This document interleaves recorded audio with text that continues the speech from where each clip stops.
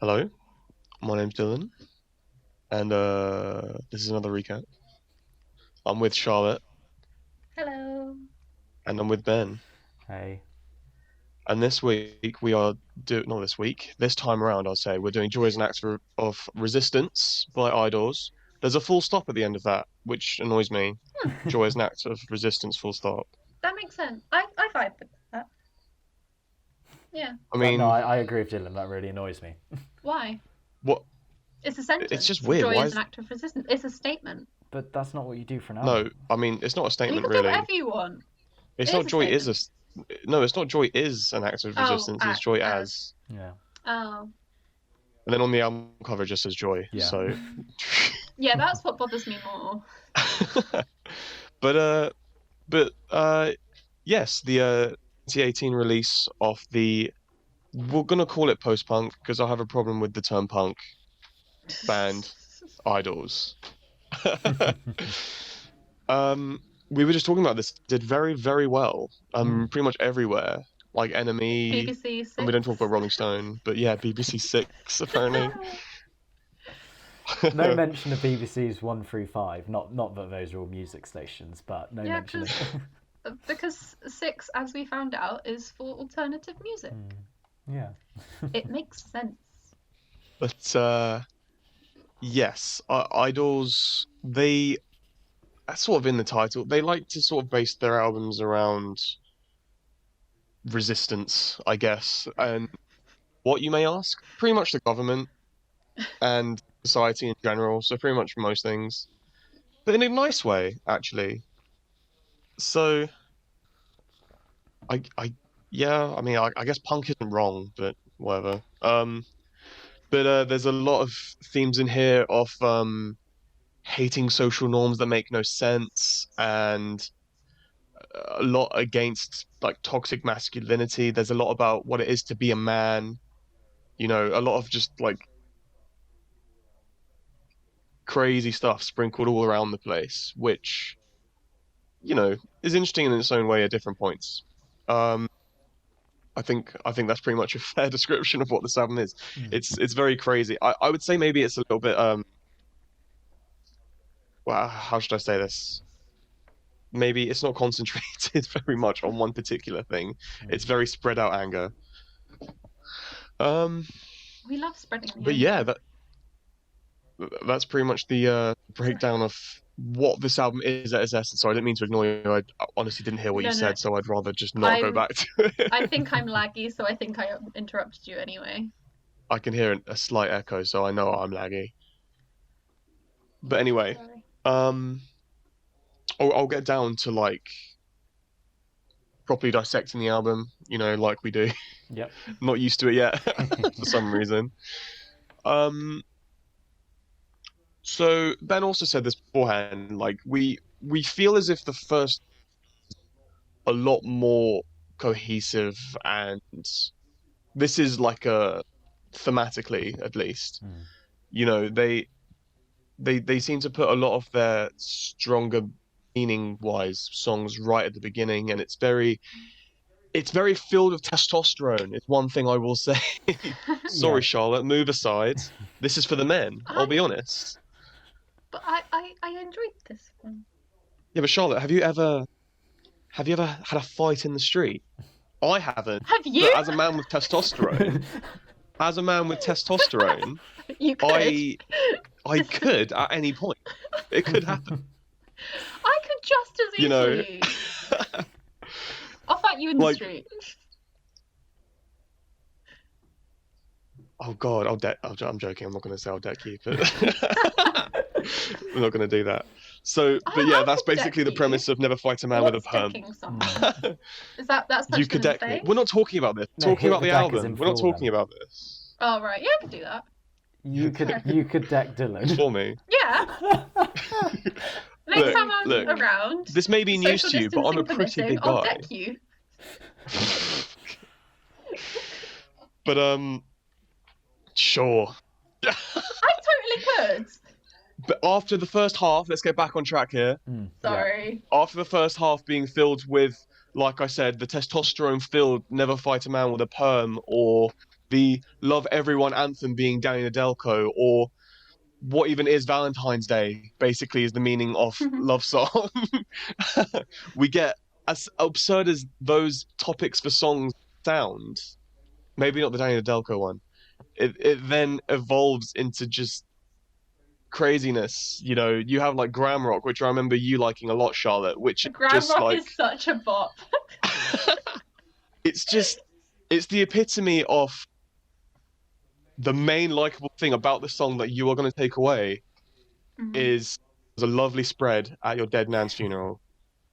That's Nan isn't in there. It's Granddad and Mum. granddad I and think we're mum is what fine. it is. Yeah, whatever. Get your You facts get the right. idea. Um, you have like television, which is, you know, it's literally about going outside and playing basically instead of sitting inside watching TV. Like you know, it's just really fun, I'll say, despite how not central the theme is. It's really fun, and it you know, I think a lot of pleasant memories, at least from me and Charlotte, have had from just the crazy lyrics of this album. Instrumentally wise, I think it's quite consistent, not samey, I wouldn't say. It's always like pumping through, except for in June. We're not talking about that right now though. It's Yeah, always I'll talk about that one. adrenaline, you know, it's surprisingly catchy, which is always great. Even with Joe Talbot's voice, where he doesn't try to be a good singer, it just works, and it's really strange. Like it goes with what's going on with the theme of being just an angry dude, uh, and you know the really groovy and I don't know if groovy is the right word, but really loud and catchy is what the word I used. Instrumentals. So yeah, that's round about me describing uh just little chunks off the album. I'll move it forward to one of you. I'll yeah, I'll take Yeah, I over. think Ben. We'll do the sandwich thing again because you Yeah, didn't The like it as much as me sandwich. and I Charlotte. mean, We'll sandwich the buzzkill. Yeah.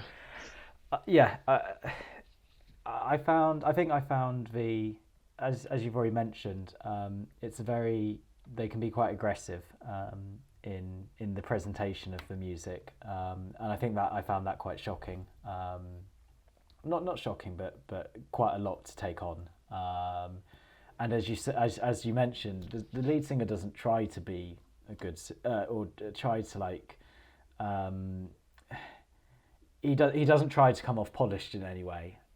So there's a lot of stuff kind of thrown at you immediately, and that affected me a lot at the start. But going back to this album, looking at it at times, the strong start, I sit with it better, and I've come to enjoy some of the songs even, or at least bits of the songs, and as Dylan already said, there's something about it which just is catchy.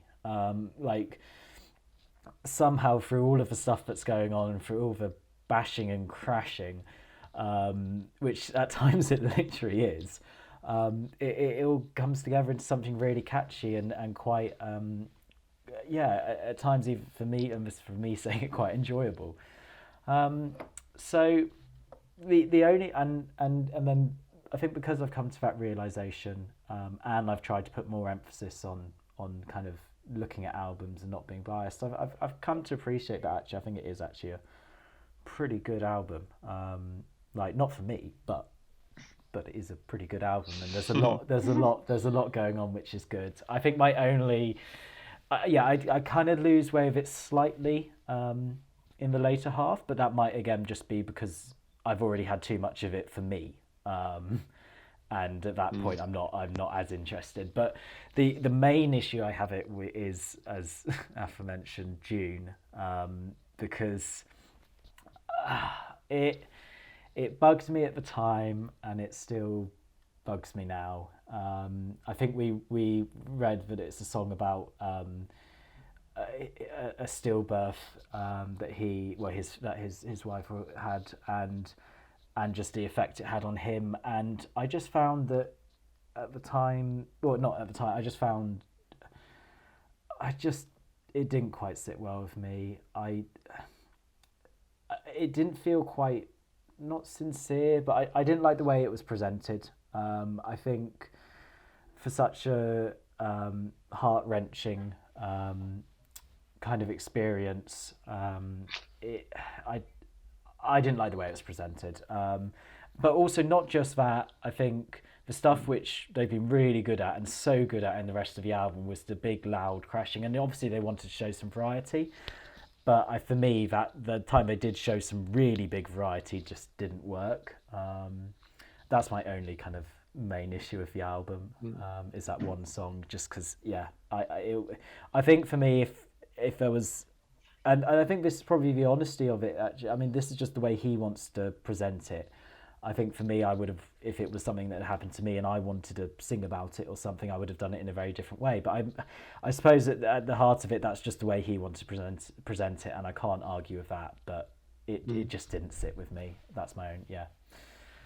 I think in retrospect, it's again after many listens and listening to the lyrics and the album as a whole, I think maybe the emphasis is more on him being a father than it is on the event that took place. I think, and I totally agree with you. You have to be in the weirdest mood for it to like really do anything. Like it's not the most effective way of getting across. This is what happened. You know, we're all sad, obviously, but like, I think in terms of fitting into the album and what the song was meant to be, I think it's more to do with fatherhood and being a man in those sorts of circumstances, which may or may not help your opinion. I think that maybe is a bit buried, but yeah, that is just a hot take, I feel. But yeah, I'm surprised. Actually, Ben, you said you weren't used to the aggression that comes with it. Well, I think you meant to say is you're not used to them being aggressive about things that you shouldn't be aggressive about.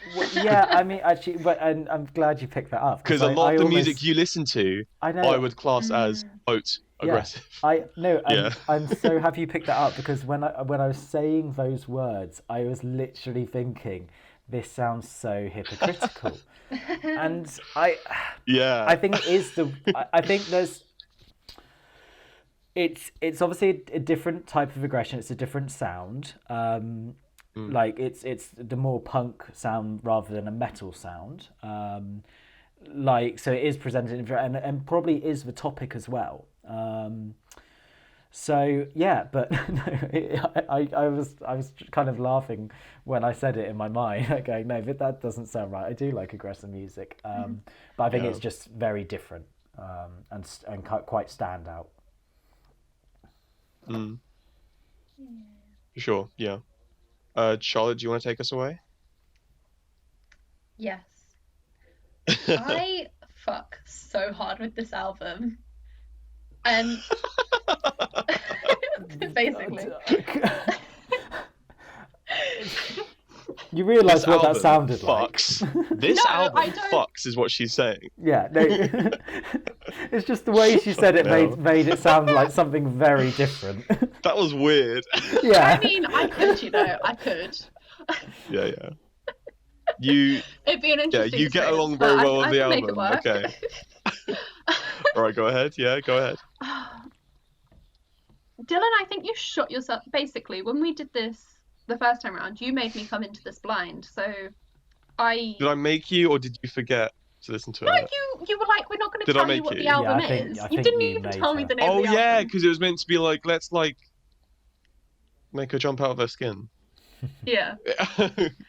Yeah. I think you shot yourself in the foot with that though, because No, yeah, I definitely wouldn't I'm- do that again because But I the think now that I have more of an understanding of your liking of things, yeah. Yeah. I mean, I can Go on. understand maybe why, and I think it would have been interesting potentially. That was But funny, yeah. I think you shot yourself in the foot so hard with this, because like you can't appreciate this album without listening to it in full, like listening to that flow, listening to all of the, like being able to take the time to go over it and actually really listen to it, and just all the little details and all of the themes, and It's just so up my street. I can't even explain it. It's like they're getting mad over things you shouldn't get mad at. You're getting pissy at whatever, but also like having important things in there. Like you say a lot of the time, Dylan, that you hate political albums, and there's definitely political moments in here, but I feel Yeah. like it works because they take the piss out of not just the situation but the people, and it's all very satirical but in a classy way. Shout out to Uh, them. Can I say that? Shout out to who? You cut out. All of the name drops, just in random places. Oh yeah. Oh man, I can see here that I gave it an 8, but man, I reckon. I mean, I don't want to move on to rate. I'm going to move on to Yeah, rating. we should. This is but not, this is a 10. But it's not you to go Oh. first. Well, I'm going first. Charlotte. No, yeah, she's going first 10. now. I can't deny it is a 10, but I couldn't give it a 10 at the time because I just couldn't appreciate it enough. But like, I reserve my 10s for things that blow me away, and I was hyped about this album for months after we did this. I tried to base a piece around Really? it. Yeah. No I mean, it's way. a I really didn't know terrible that. piece. Did you tell me I that? worked so hard at this. I think I did. Yeah. It turned out That's wicked. bad, but that was because that was my fault, not the album's fault. Yeah. Shot yourself in the foot there, hun. Okay. I mean, wow, a 10. Also, sorry, just to say, I thought Rottweiler was a weird ending, and I thought it could have finished after Cry With Me. Cry With Me or For Me? One of them. Cry to But me. I think Cry to Me, that's the one. But there is something about Rottweiler that is a perfect end song. And when they say something like, just keep going, or whatever, me with Idols, I haven't listened to much more Idols, but I keep thinking I should. So yeah. Boom. That was an unnecessary addition. Sorry. I mean, Ben, do you want to go next? I think because I haven't started it off, I think I should end it. Yeah. Seeing as we're going with this order now. Sorry. It's all right. So my score as well has increased to an 8. So it probably was down at a 6 or 7 when we first did it, and it's.